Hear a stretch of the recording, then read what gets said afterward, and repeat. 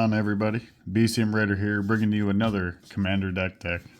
Today, we're going to look at Dragonlord Ojutai. This is a blue-white flyers deck, but also what we're going to be doing is we're going to be blinking out a bunch of different creatures, getting a bunch of different effects. So we're going to use these creatures to do many different things. So, what makes Dragonlord Ojutai very powerful is the fact he has hexproof. He can't be the target of spells or abilities your opponents control as long as he's untapped. We're going to find ways to give our creatures vigilance. That way, we can continually give him hexproof all the time. Let's get right into it. First up is our land base. We are running 5 planes.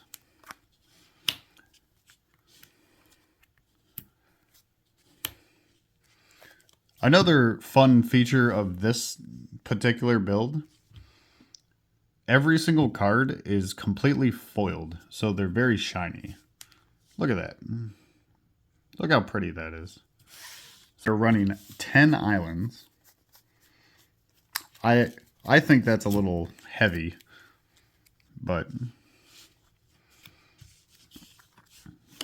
that is so many.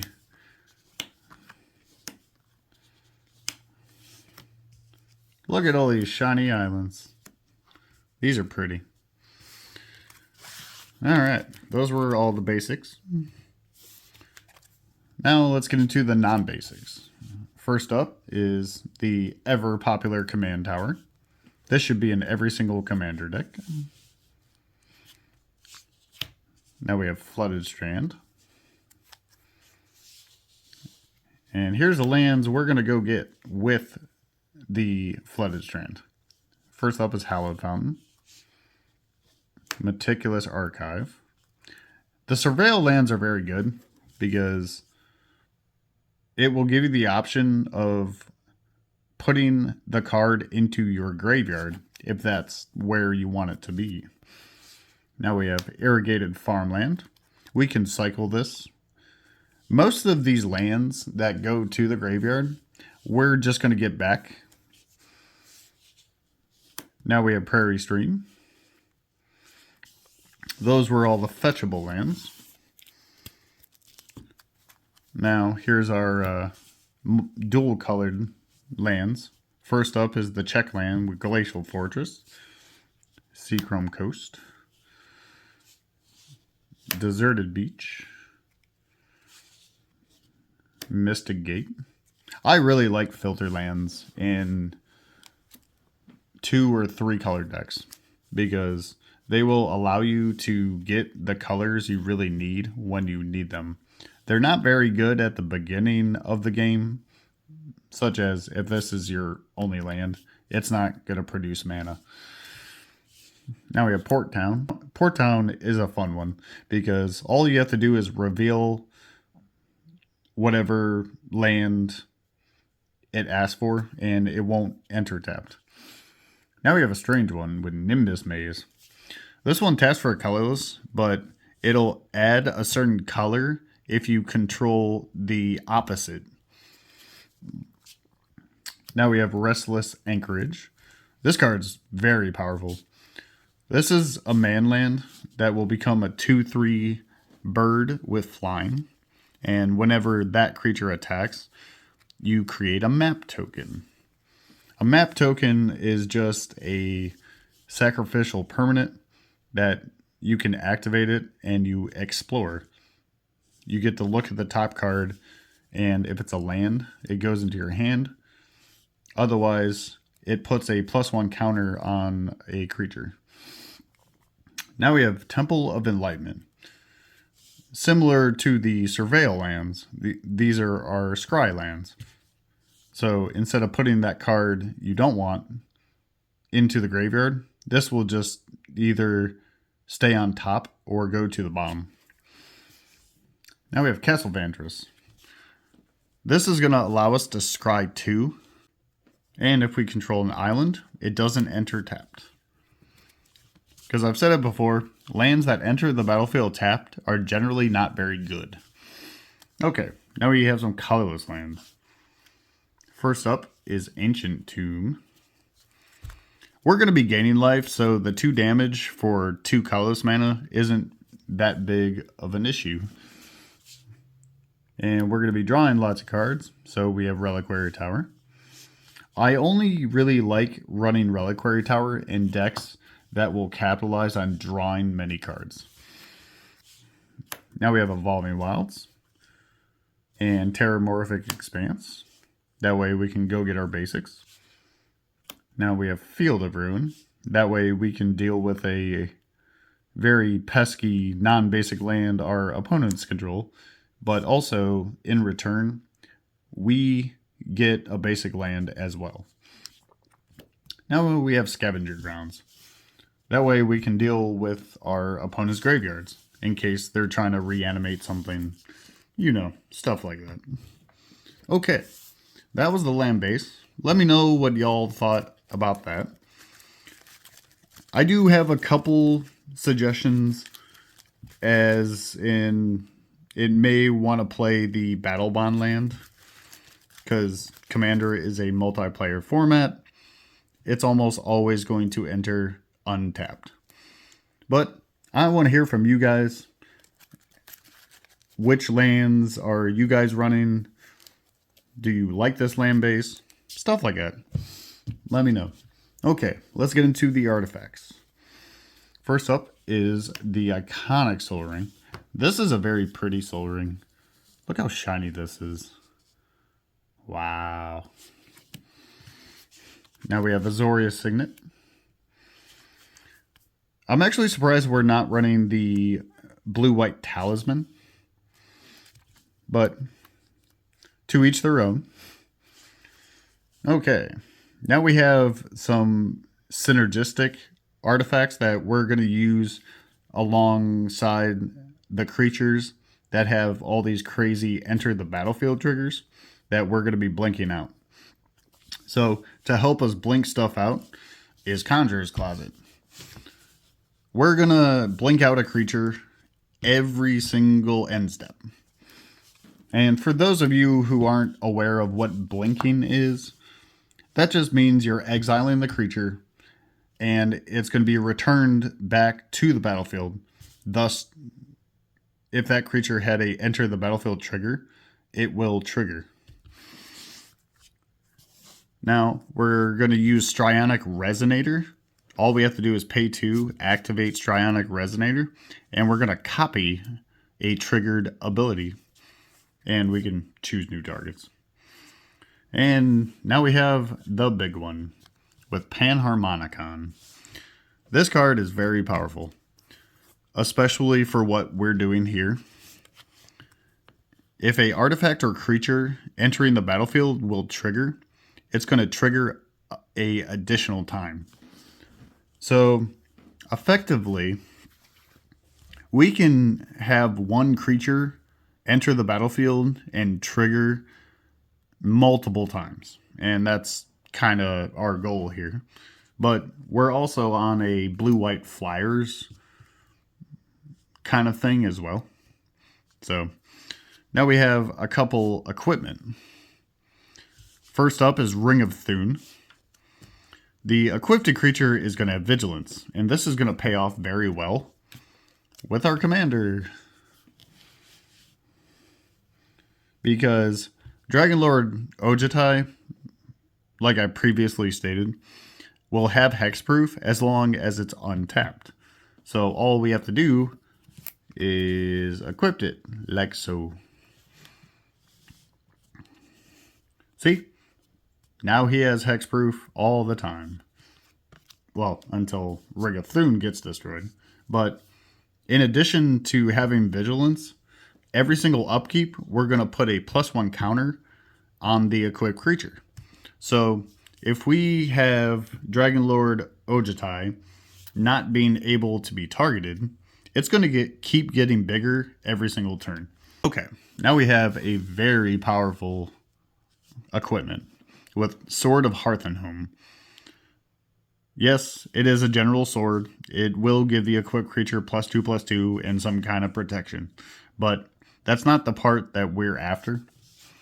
We're running this because of whenever the equipped creature deals combat damage to a player, we get to blink out of a creature, and also we get to look for a basic land and put that basic land onto the battlefield. Okay, now we have 2 enchantments that are going to help us out.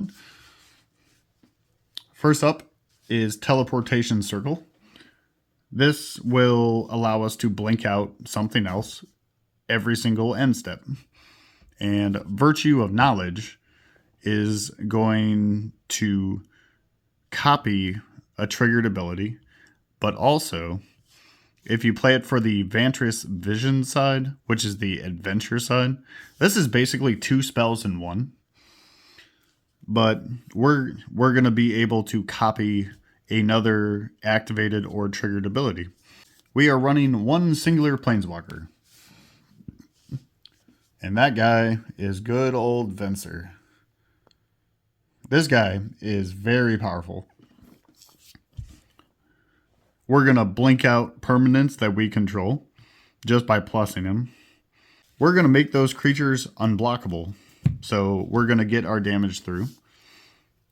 But if we get him to 8 loyalty and get this emblem of whenever we cast a spell, we get to exile a permanent, the game is pretty much over for your opponents because they're not going to have any permanents left and you're going to keep casting stuff. And that sounds like a lot of fun. We got some sorceries. We're only running 3 sorceries, and these are all mass removal spells. First up is Supreme Verdict. This is a very pretty Supreme Verdict. Look at this thing.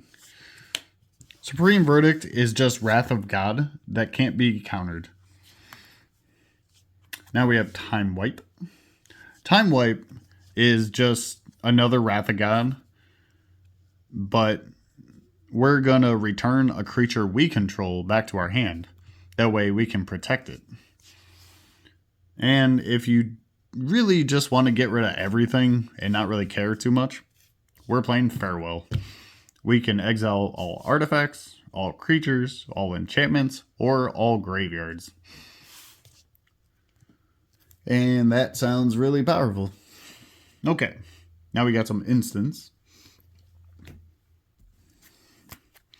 First up is Ghostway.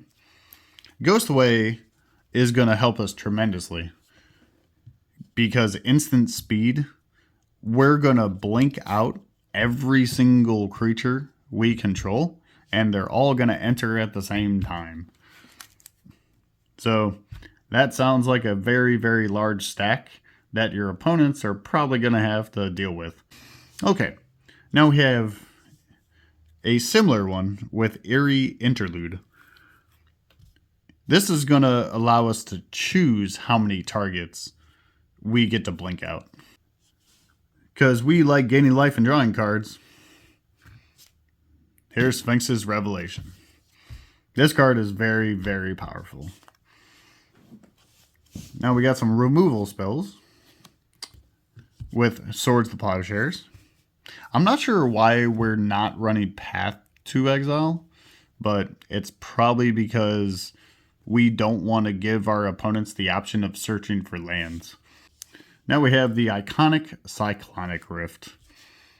You can bounce a non-land permanent, or you can overload it and return all non-land permanents you don't control. This is a one-sided evacuation, pretty much. Okay, now we have Ojutai's Command. This is a modal spell, and we have the option of drawing a card, countering a creature spell, gaining 4 life, or returning a creature with mana cost 2 or less back to the battlefield. And we have a lot of very good 2 or less costing cards that we might want to get back. Now we have some counter spells, and by some I mean 5. First up is the iconic counter spell, the iconic Mana Drain. Mana Drain is very powerful because not only are you going to counter the spell, you're going to get a lot of mana. Now we have what I feel is a very underplayed card in Commander, is Arcane Denial. Arcane Denial, yes, your opponent does draw 2 cards, but you're drawing a card as well, and you've already countered their spell. Another one I feel isn't played too often and should be played a little more is Disallow. I like Disallow a lot because you can counter the spell, a activated ability, or a triggered ability. And finally, and definitely not least, is the iconic Force of Will. I don't really need to say much about this. It's the most iconic counterspell in Magic the Gathering. That's why it's so powerful. Let's get into those creatures. And first up is our creatures that we're going to use to blink out our other creatures. And first up is the iconic Restoration Angel. She enters, we're going to blink out a non-angel creature. Now we have Brago, King Eternal. This guy's very fun. Whenever this guy deals combat damage, we get to blink out any number of non-land permanents, not just creatures, non-land permanents that we control. Now we have Thassa Deep Dwelling. This card is going to be very good because we're going to pay 4 mana and we're going to tap down our opponent's very large creature every single combat, so it's never going to attack us. But also, in a weird way, if that creature has a activated ability, you can tap that creature down during the upkeep and basically shut that creature down. But every single end step, we get to blink out a creature that we control. Okay, now we have a very iconic, very, very powerful creature with Elesh Norn, Mother of Machines. She's insane. She already has Vigilance. She's a 4/7. She's going to double the amount of enter the battlefield triggers that we get, but our opponents aren't going to trigger. Okay, now we have the other spectrum with the very large flyers. And first up is Dream Trawler. I love this card. It's a 3/5 flying lifelinker. Whenever you draw a card, this guy gets bigger. Whenever he attacks, you draw a card. And all you have to do to protect this guy is discard a card. Okay. Now we have 6 very powerful dragons. Most of these are from the Kamigawa block. So when these creatures are put into the graveyard, they have some kind of big effect. And first up is Yosei the Morningstar. This guy's a 5/5. When he dies, we get to tap down 5 permanents our opponents control, and they're going to skip their untap step. So we can lock down something for a turn, but if we continually bring Yosei back and kill him off, we can just keep doing this, and your opponents are going to get very, very mad. Now we have Kairi, the Swirling Sky.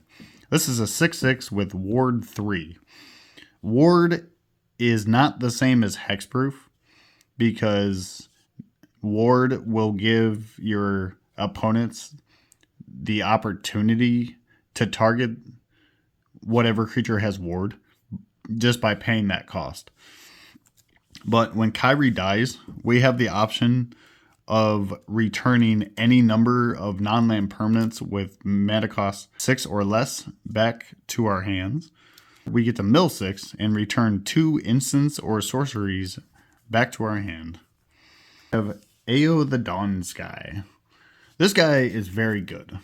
He's a 5/4 with vigilance and flying already, but when he dies, we get to look at the top 7 cards and put any number of non-land permanents with total mana value 4 or less onto the battlefield.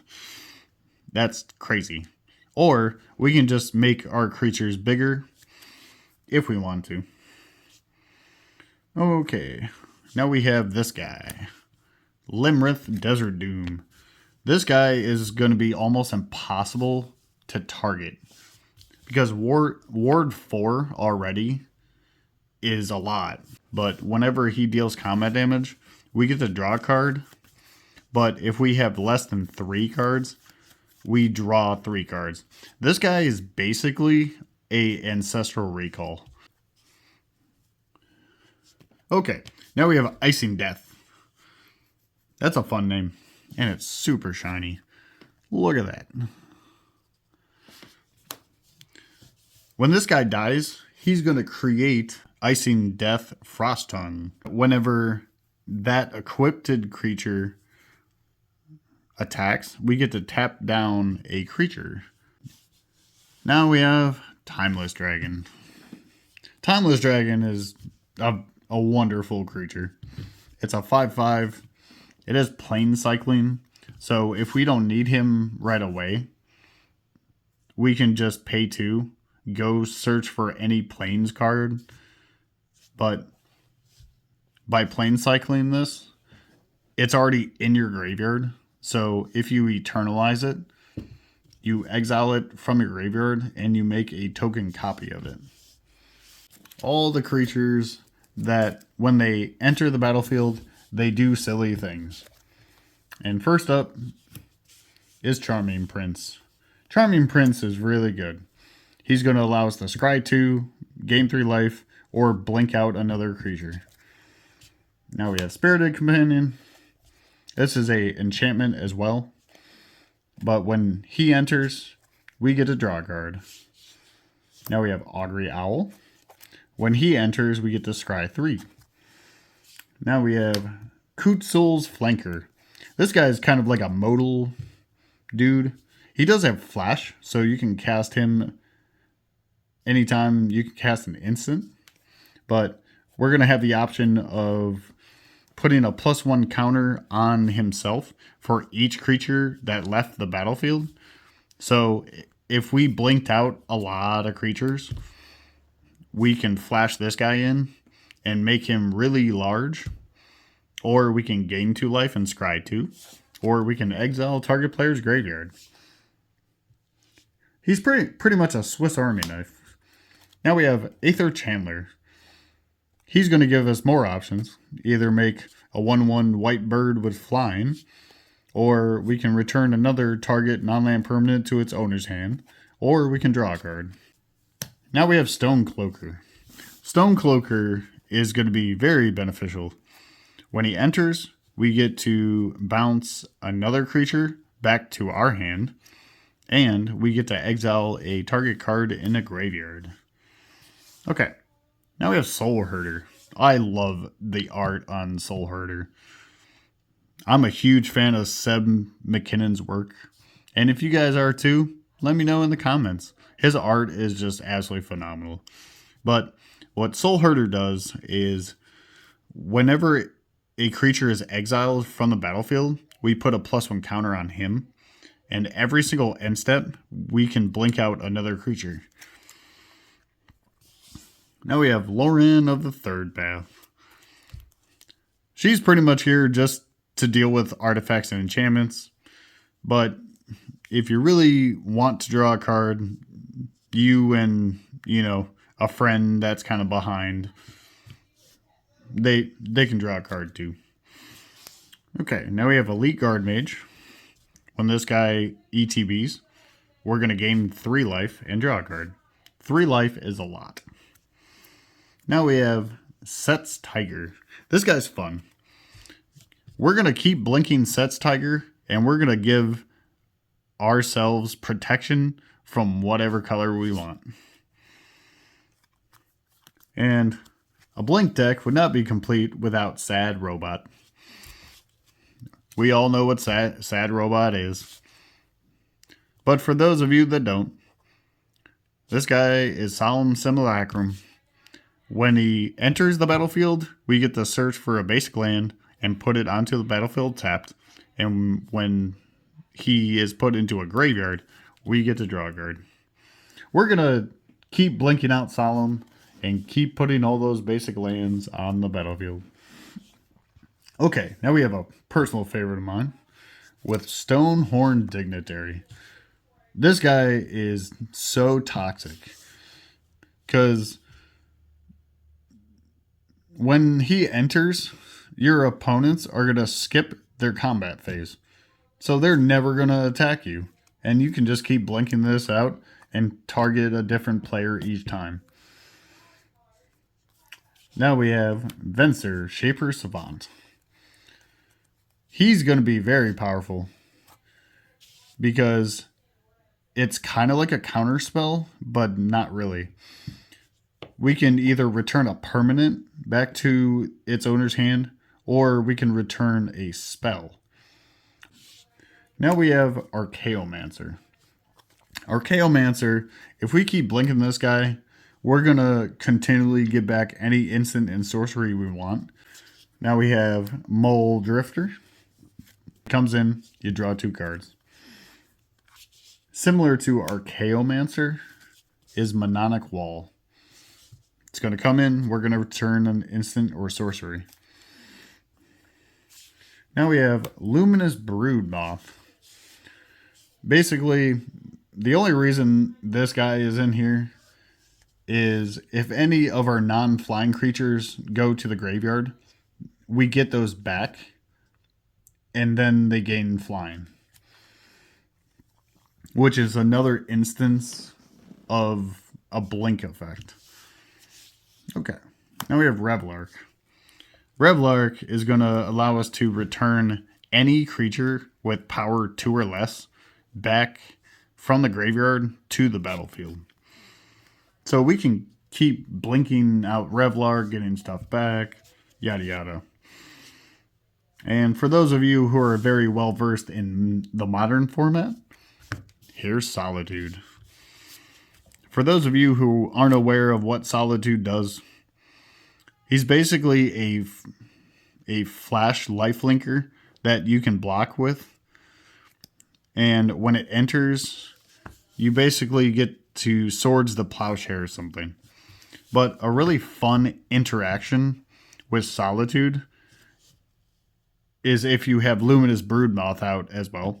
So you flash this in, you block, you gain 3, Solitude dies, it comes back with a flying counter, and you get to exile 2 things.